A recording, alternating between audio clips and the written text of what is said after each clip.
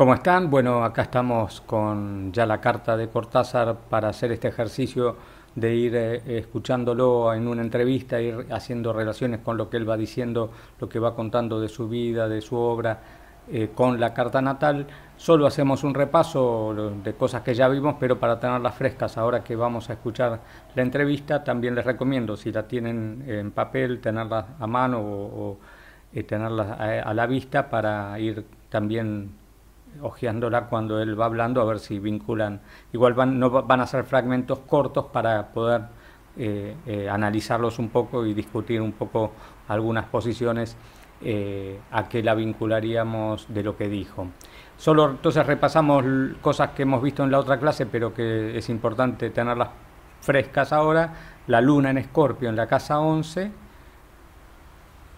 que también en esta estructura lunar, o sea que en esta temática de infancia, tiene una conexión con Urano por la cuadratura, tiene una conexión con Júpiter porque también está en cuadratura, así que tiene como la luna en Escorpio, la luna en 11, que como una analogía de una luna en Acuario, el Urano-Luna, que le refuerza la incertidumbre, lo cambiante, lo atípico, o lo original o lo creativo en su propio origen y en sus primeros años de vida, y la parte jupiteriana que le aporta como si fuese una analogía de una luna en Sagitario. Tiene el ascendente en Sagitario, o sea que como en su camino de vida es algo que va incorporando, y también acá vemos, que creo que lo hemos visto, pero por si acaso recordamos que Urano está en conjunción con Júpiter. Júpiter es el regente de Sagitario, por lo tanto Urano va a viajar a la 1, o sea que Urano se vuelve un planeta ya muy relevante porque le toca la luna en cuadratura, porque la luna está en 11 y porque Urano viaja a la casa 1 y está parte en su signo regente, lo cual es algo de muchas personas que nacieron en esa época, pero el que aparte de tener esa posición tiene muchos planetas personales o situaciones personales por la estructura en este caso de tener un Urano que viaja a 1, una luna Urano, una luna en 11, hace que esa persona sea un canal posible para expresar lo que colectivamente se está necesitando de la irrupción de algo nuevo, de un Urano en Acuario. Y también Júpiter está en Acuario. El Sol está en Virgo, en casa 9, así que también ahí recuerda lo sagitariano, de su identidad, o sea que lo sagitariano no solamente viene por el lado del ascendente, sino también viene por el nivel de la construcción de su yo. Mercurio está en Leo, pero en conjunción al Sol, así que Mercurio participa también de la casa 9 y podríamos decir que también participa de la casa 8, y el Sol, al estar en conjunción, también puede participar de la casa 8.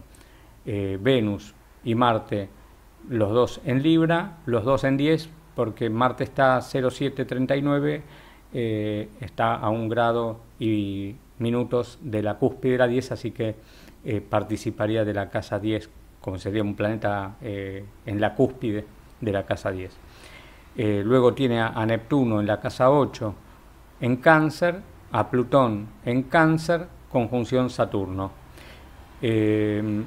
Acá es lo que hablábamos en algún momento de los transpersonales, ¿no? Sobre todo cuando pensábamos o cuando se hace el balance de elementos, que no los tomamos en cuenta en el balance de elementos porque creemos o estamos buscando en el balance de elementos con qué se identifica la persona, qué es lo que reconoce, y los transpersonales son vivencias colectivas que no se viven generalmente de modo individual, pero cuando hay tantos refuerzos de lo que dice el planeta transpersonal en las posiciones natales, ahí uno puede pensar esto que les dije para Urano, ¿no? Él tiene Plutón en Cáncer, que sería una conexión entre lo intenso, lo profundo de Plutón con lo que es la pertenencia a la aldea, los afectos, la familia, el clan. Eso sería la relación que hay, es esa.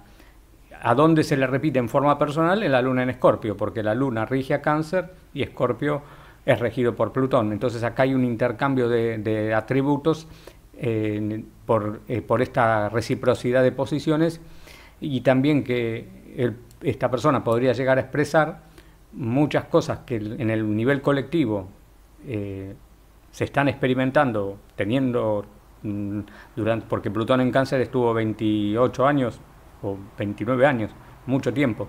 Entonces, 29 años de personas nacieron con Plutón en Cáncer durante 29 años consecutivos, y él puede ser un emergente teniendo esta posición. Y lo mismo puede pasar con Neptuno, que Neptuno puede ser mucho más potente de lo que uno lo vería en una casa 8, igual es fuerte en casa 8, pero teniendo en cuenta que está en Cáncer y que él tiene Luna en Escorpio, y Cáncer es el signo al que la Luna rige, y Escorpio está muy vinculado con la casa 8, entonces también puede ahí haber ser como una especie de afluente para lo que, sobre todo en personas que tienen lugares destacados y están en ámbitos que permiten que su mensaje llegue a muchos. Entonces ahí sí se vuelven como canalizadores o como mensajeros de esas posiciones transpersonales, para que no solamente los transpersonales por sus signos lleguen por eventos externos a las sociedades o al mundo. Así que bueno, ahí tenemos como un repaso general, faltan algunas posiciones, pero ya podemos entonces ir a la entrevista y luego retomamos viendo a ver con qué vinculamos lo que Cortázar dijo. Según nuestras noticias, el nacimiento de Julio Cortázar se produce accidentalmente, en el sentido de que pudo ocurrir en cualquier otra parte, en Bruselas, a las 3 de la tarde del día 26 de agosto de 1914. Y parece que Julio ha contado alguna vez, me parece que en una entrevista a Alberto Perrone, que su madre le contó que estaba muy inquieta cuando le esperaba, escuchando al propio tiempo desde su cama en el hospital cómo sonaban los obuses alemanes que hacían explosión muy cerca. Es eso, ¿no? Es verdad, las circunstancias de mi nacimiento fueron nada extraordinarias, pero un tanto pintorescas, porque fue un nacimiento que se produjo en Bruselas como podría haberse producido en Helsinki o en Guatemala. Todo dependía de la función que le hubieran dado a mi padre en ese momento, y el hecho de que él acababa de casarse y llegó prácticamente en viaje de bodas a Bélgica, hizo que yo naciera en esa ciudad en el mismo momento en que el Kaiser y sus tropas se lanzaban a la conquista de Bélgica, que tomaron en los días de mi nacimiento. De modo que ese relato que me ha hecho mi madre es absolutamente cierto, y mi nacimiento fue un nacimiento sumamente bélico, lo cual dio como resultado a uno de los hombres más pacifistas que hay en este planeta. Ciertamente.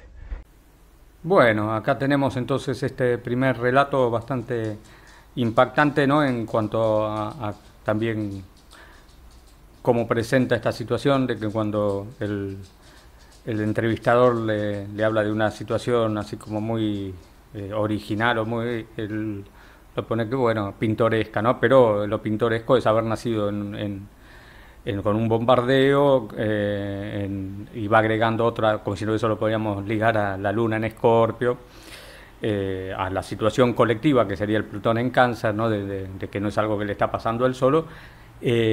Y por otro lado, de que su lugar es como de tránsito, él no se sitúa ahí como que ese es su país donde nace, que como si no podría haber sido en cualquier otro lado. Al decir eso, de algún modo plantea un poco esta relación que hablamos de la Luna en 11, de la Luna Urano, como con características muy atípicas, de la incertidumbre de la madre, que podía ser Luna Plutón, Luna Urano, o Luna en Escorpio, Luna Urano, el viaje con la Luna Júpiter y algo del ascendente en Sagitario, como que el viaje es parte es como una línea de vida dentro de algo permanente en su historia. Y por otro lado, que esa como reflexión final en este cortito pasaje que vimos, de que va a decir que toda esa situación como bélica da como resultado al hombre más pacífico del mundo, ¿no? Que ahí, bueno, después viendo un poco su historia, hay que ver si sus ideas son tan pacíficas, pero él se ve a sí mismo así, y eso podría tener que ver, y quizás lucha por esa paz, pero tendría que ver con la parte libriana, ¿no? Y quizás algo de lo virginiano, como no verse con estas facetas tan guerreras de un Marte en 10 o de una Luna en Escorpio, o del mismo ascendente en Sagitario, que es mucho más belicoso, pero su belicosidad en todo caso va a pasar por ciertas y ciertos ideales, ¿no? Que lo veremos luego. Y después también este punto en donde él, no sé si notaron que pone como un especial acento sobre al decir que lo que le dice la madre es verdad. O sea, ¿por qué habría de desconfiar? ¿No? Entonces, después veremos en otros pasajes de otros fragmentos de la entrevista en donde se puede entender eso que dice, esto que me dice mi madre era verídico. Así que tendría que ver con la Luna en Escorpio, ¿no? En principio,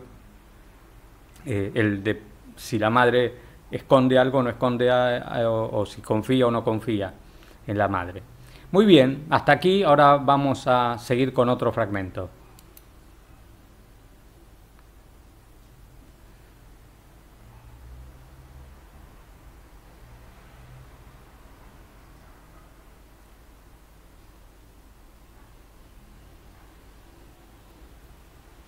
Ciertamente.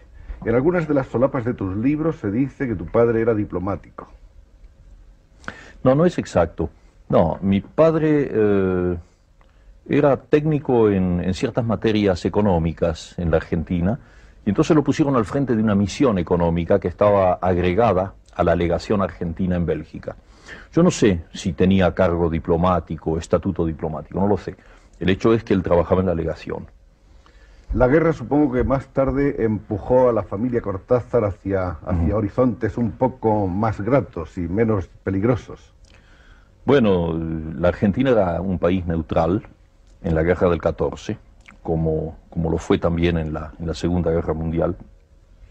Y entonces mi familia no tuvo directamente problemas con los invasores, con los alemanes, que le permitieron pasar a un país neutral, en este caso Suiza, y luego España, y por eso es que yo entre 1 año y medio y 3 años y medio viví en Barcelona, hasta que en 1918, una vez terminada la lucha, la familia pudo volver a la Argentina.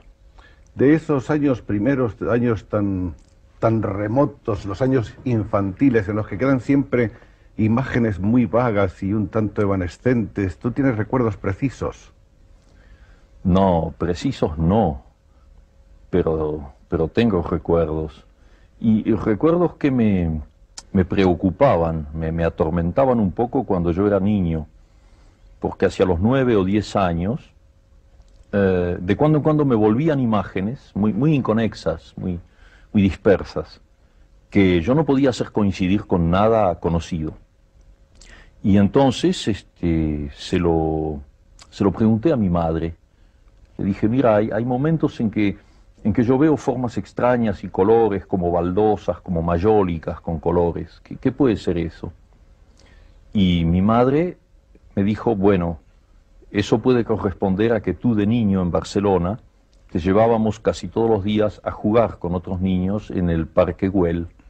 Así que fíjate que mi inmensa admiración por Gaudí comienza quizá a los 2 años. Inconscientemente. Inconscientemente, sí. También un recuerdo de una playa, y luego supe que me llevaban a esa playa con otros niños. Una sensación amenazante de grandes olas que avanzaban, y mucho sol, y un olor a sal, un olor muy extraño, muy inquietante para mí. Evidentemente el niño ve las cosas de una manera mucho más primitiva, sin ninguna conceptuación. Eso no pasa por el intelecto, es una intuición pura. Y volví así como a ráfagas. Y en los 2 casos mi madre me dio los suficientes elementos como para que yo pudiese finalmente identificarlos. ¿Alguna vez tuviste la tentación de ir al reencuentro de ese tiempo perdido, de esas imágenes lejanas? Sí, claro. La primera vez que vine a Europa, en el 49, tomé un barco cuya primera escala era en Barcelona. Y entonces lo primero que hice fue ir al Parque Güell. Y naturalmente la imagen ya no correspondía, incluso por una cuestión de óptica, ¿no? Yo miraba ahora el Parque Güell desde 1,93 m 95, ¿acaso? 93. ¿Sí? 93. Se quita centímetros. No, no me quito ningún centímetro. Y en cambio el niño había mirado el Parque Güell desde abajo y con una mirada mágica que yo trato de conservar, pero que no siempre tengo, desdichadamente. Y que creo que habrán ya tomado nota de algunas posiciones vinculadas a lo que cuenta, ¿no? Hay algunos detalles, yo porque soy de Virgo, también le presto atención de las veces que corrige al que lo entrevista, como diciendo eso no es tan exacto, o no es exacto directamente, no es tan exacto, no es exacto, al principio con lo del padre, también después con de que si tiene recuerdos precisos no, vagos, pero después tiene bastante precisión.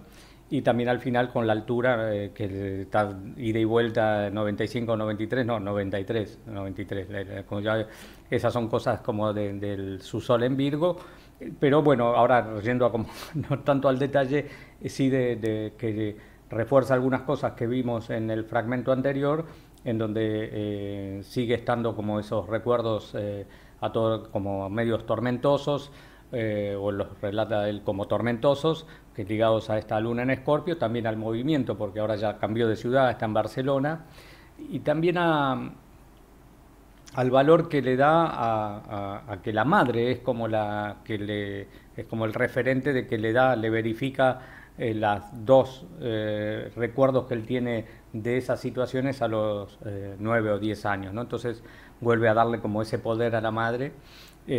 Así que esos serían temáticas ahí interesantes. Después del padre, que al tener Libra en 10, Venus en 10, Marte en 10 en Libra, podría verse este padre con cierta actividad, pero muy ligado a estas situaciones de la diplomacia, de estar representando al país en diferentes delegaciones y seguramente con cierto poder, ¿no?, que tiene Saturno-Plutón. Entonces, el que tiene Saturno-Plutón, aunque hasta ahora no lo hemos visto claramente en los relatos, del poder que le asigna la autoridad. Si la autoridad para él es la madre, se la da a la madre, pero también en algún momento puede haber sido alguna figura que la admira.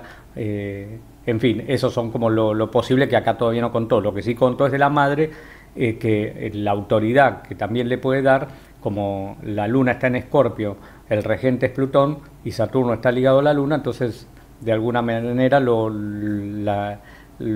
escorpiano está tenido también de Saturno, ¿no?, de cierta exigencia, de cierta proyección, de que ya la autocrítica que tiene de Virgo se le suma la escorpiana y la saturnina.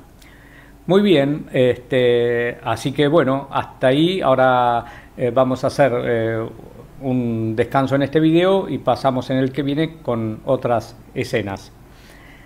Para que tengan tiempo para, si quieren, como ver algo, de repasar algo, y también para ir como ir viendo de a poco esta situación de la entrevista como un momento en donde uno capta cosas que por ahí no imaginó de cómo se iban a plasmar. Entonces por eso es tan importante escuchar al otro, el tono, pequeños detalles que van haciendo que yo, si tenía una hipótesis, la pueda rectificar, ratificar e iluminar con cosas que ni se me habían pasado por la imaginación. Muy bien, gracias, hasta luego.